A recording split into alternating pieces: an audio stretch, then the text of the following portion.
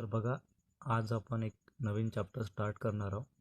चॅप्टरचं नाव आहे आपल्या दी P block element. ठीक आहे. Unit number 7. तुमच्या स्टेट बोर्डमध्ये पण युनिट नंबर 7 आहे हा. ठीक आहे. तर लक्षात ठेवायचं एवढं की तुमच्या जे की बोर्डच्या सिलेबसमध्ये आपल्याला फक्त ग्रुप 16, 17 आणि 18 स्टडी करणं आहे. परंतु नीटच्या दृष्टिकोनातून आपण ग्रुप 15चा पण स्टडी करू. ठीक आहे. तर बघा आता we start the unit 7, the p block element. In class 11th you have learned that the p block element are placed in group 13 to 18 of the periodic table. आपण हे 11 मध्ये शिकलेलो आहे की पी ब्लॉक एलिमेंटचा जो काही ग्रुप आहे तो कुठून कुठपर्यंत आहे, तो आहे ग्रुप 13 ते 18 पर्यंत.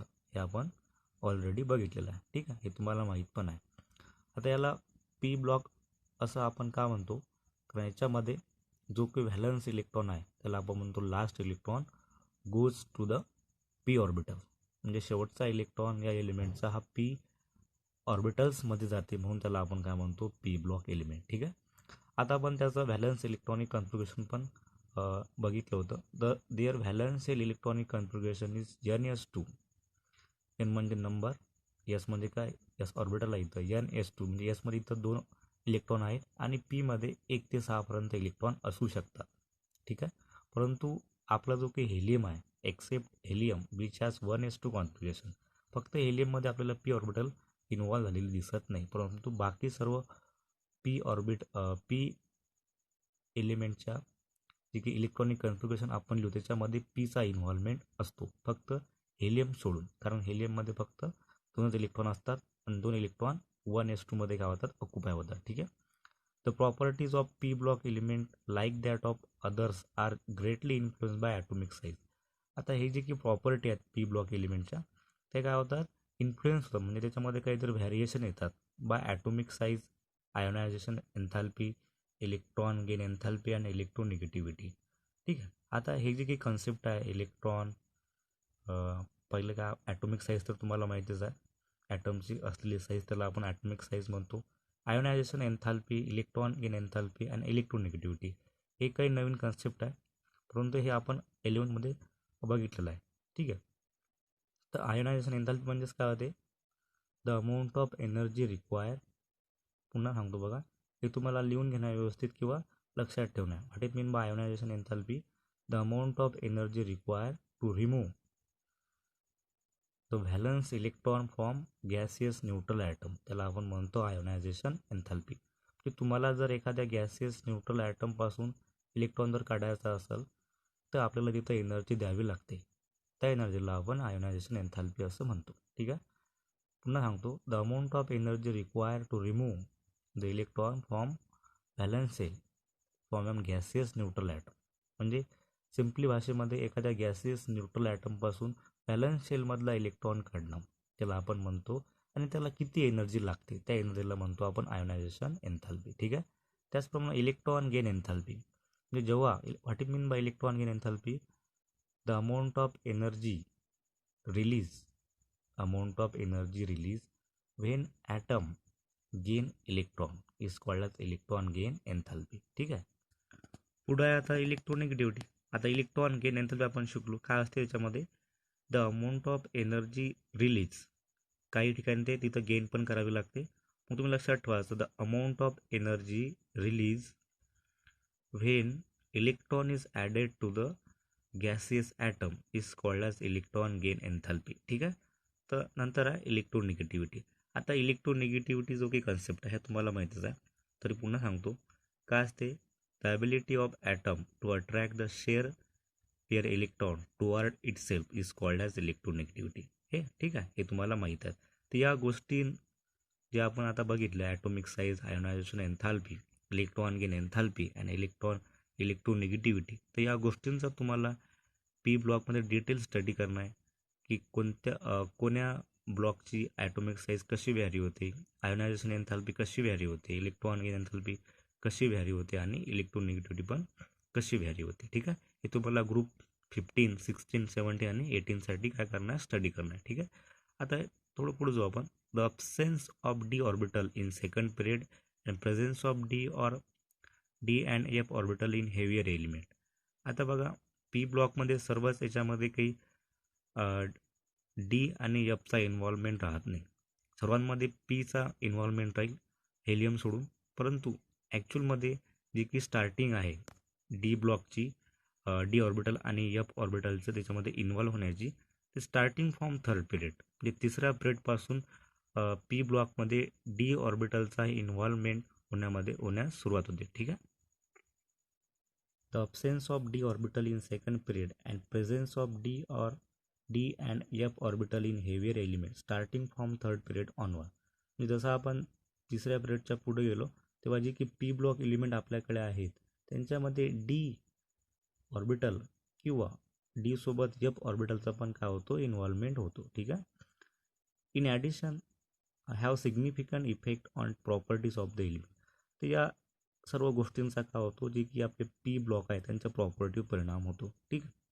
आपण हे सर्व इंट्रोडक्शन सध्या बघत आहे. पुढे बघा आता. In addition the presence of all three type of element metal, metalloids and non metal bring diversification in chemistry of this element. आता हे जे की पी ब्लॉक एलिमेंट आहे या ग्रुपमध्ये काय मेटल पण आहेत, मेटॅलॉइड्स पण आहे आणि नॉन मेटल्स पण आहे. ठीक आहे.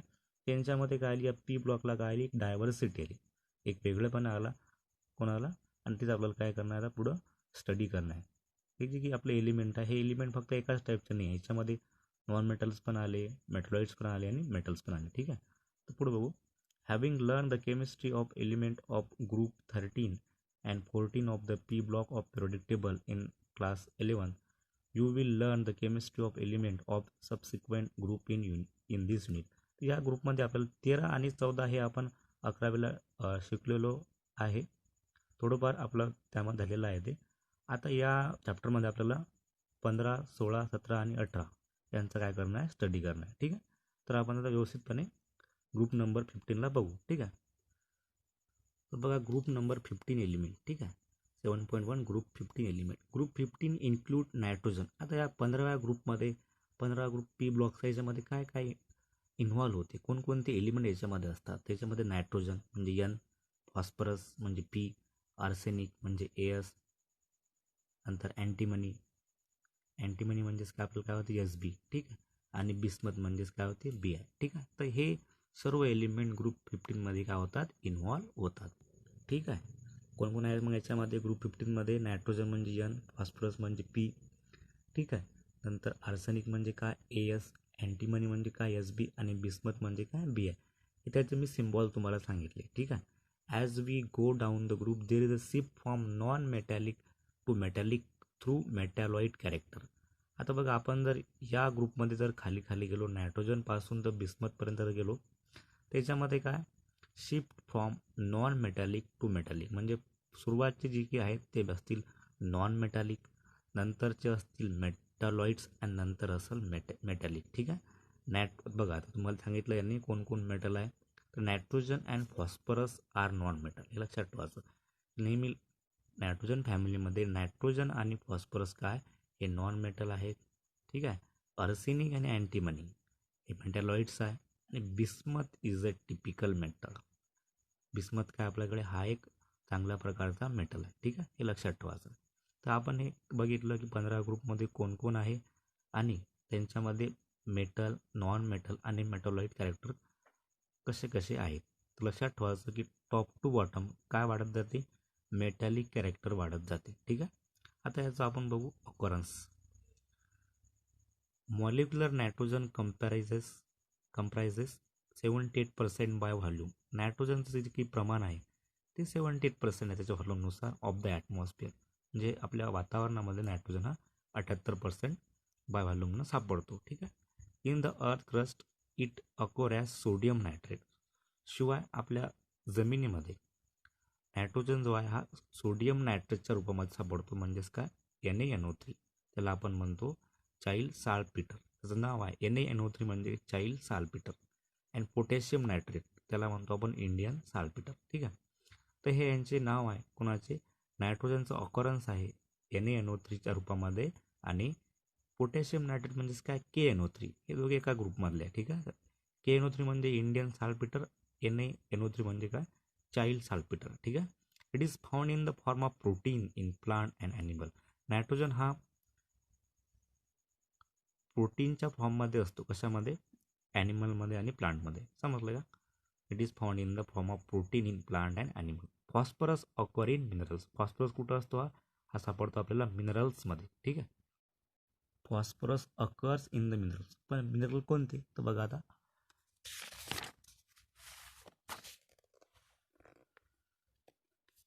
Of the apatite family. आता what is mean by apatite family. आता असे मिनरल्स किंवा अशा मिनरलचा ग्रुप ज्याच्यामध्ये काय असेल, फॉस्फरसचं प्रमाण जास्त असेल, त्याला आपण म्हणतो ॲपेटाईट फॅमिली, ठीक आहे. असे मिनरल्स त्याच्यामध्ये काय असेल, फॉस्फरसचं प्रमाण जास्त असेल, त्याला आपण म्हणतो ॲपेटाईट फॅमिली. आता बघा इथं CA9PO4/6 आहे, त्याच्यामध्ये फॉस्फरस आहे. नंतर CX2, इथे एक्स काय असेल, क्लोरीन, क्लोरीन किंवा OH असेल. एक्झाम्पल फ्लोरो ॲपेटाईट CA9PO4/6, CF2, हे सर्व काय, हे ॲपेटाईटचे काय फॅमिलीतले ग्रुप आहेत, त्याच्यातले मेंबर आहे, ठीक आहे. याच्यामध्ये काय फॉस्फरसचा काय इन्व्हॉल्वमेंट आहे, ठीक आहे. Which are the main component of phosphate rock. तर हे सर्व रॉक आहे. रॉक म्हणजेच काय, इज टाईप ऑफ मिनरल्स, ठीक आहे. Which are the main component of phosphate rock. Phosphorus is an essential constituent of animal and plant matter. तर phosphorus काय, phosphorus is an essential constituent of animal and plant matter. आता बघा आपण इथं बघत आहे की फॉस्फरस हा कुठं असतो, तर तो असतो कशामध्ये, ॲपेटाईट फॅमिलीमध्ये, CA9PO4/6, नंतर CX2, आणि या रूपामध्ये तो असतो, त्याला आपण फ्लोरो ॲपेटाईट असं म्हणतो, ठीक आहे. आता पुढे बघा आपण असं शिकलो, phosphorus is the essential constituent of animal and plant matter. It is present. आता बघा मी जी काही अंडरलाईन केलेली आहे हे मला लक्षात ठेवणार. It is present in the bone as well as living cell. कुठं कुठं राहतो फॉस्फरस, तो बोनमध्ये असतो, त्याचप्रमाणे लिव्हिंग सेलमध्ये पण राहतो. नंतर phosphoprotein are present in milk and egg. म्हणजे जे की एग्स आहे आणि मिल्क आहे त्याच्यामध्ये फॉस्फोप्रोटीन म्हणजे प्रोटीन, असे प्रोटीन ज्याच्यामध्ये काय असेल, फॉस्फरसचं काय असेल प्रमाण असेल, ठीक आहे. नंतर arsenic, antimony and bismuth are found mainly as sulphide minerals. म्हणजे की अर्सेनिक आहे, नंतर अँटीमनी आणि बिस्मथ जे आहे, आर फाउंड, हे कशामध्ये सापडतात, found mainly as sulphide minerals. की सल्फाईड मिनरल जे असेल त्याच्यामध्ये पण काय असेल आपल्याकडे, अर्सेनिक, अँटीमनी आणि बिस्मथचं काहीतरी प्रमाण असेल, ठीक आहे. आता बघा, the important atomic and physical property of the group element along with the electronic configuration are given in table 7.1, ठीक आहे. तर आता हा टेबल स्टडी करण्याच्या आधी आपल्याला काय करणार आहे, इलेक्ट्रॉनिक कॉन्फिगरेशन आणि बाकीच्या गोष्टी काय करणार आहे, स्टडी करणार आहे, ठीक आहे. तर बघा आता तसं आपण इलेक्ट्रॉनिक कॉन्फिगरेशन बघितलेलं आहे ऑलरेडी. तर पुढच्या लेक्चरला आपण याचे वेगवेगळ्या प्रॉपर्टीज शिकू. Electronic configuration, atomic and ionic radii, ionisation energy, enthalpy, आणि त्यानंतर आपण हा टेबलला काय करू, स्टडी करू, ठीक आहे. तर थांबू इथं आपण, ठीक आहे. तर पुढच्या लेक्चरला त्या बाकीच्या गोष्टी पण आपण बघणार आहोत. थांबतो इथं, ठीक आहे.